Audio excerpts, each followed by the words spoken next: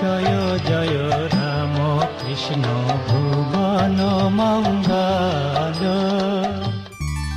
દર્શક મિત્રો નમસ્કાર।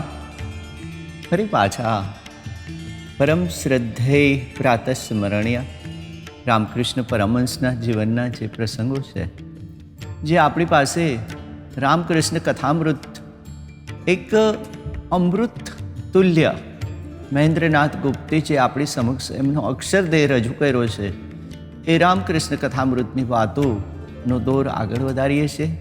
જીટીપીએલના આ પ્રયત્નને કારણે ગુજરાતમાં પ્રથમ વખત શ્રી રામકૃષ્ણ કથામૃત ઉપર આ વાતો આપણે રજૂ કરીએ છીએ, સાંભળીએ છીએ। એમનો પ્રતિસાદ પણ મળી રહ્યો છે અને ભગવાન રામકૃષ્ણ દેવે જે સરળતાથી જીવન જીવવાનો માર્ગ આપ્યો છે, જે ઉપનિષદોની અઘરી વાતો અને વેદોએ જે આપણે સામાન્ય માણસને જે સમજવા ન આવે આવા તત્વાર્થો રોજિંદા જીવનની જીવાતી એ આપણી જે રોજિંદા જીવનના બનાવો બને છે, આપણા સાંસારિક જીવનના જે બનાવો, એમાંથી જ કોઈને કોઈ દ્રષ્ટાંત લઈ અને શ્રી રામકૃષ્ણ પરમહંસે તત્કાલીન એમના જે શિષ્ય વર્ગ છે, જે કલકત્તાના એક ઉચ્ચ વર્ગના લોકો એમને અનુસરે છે।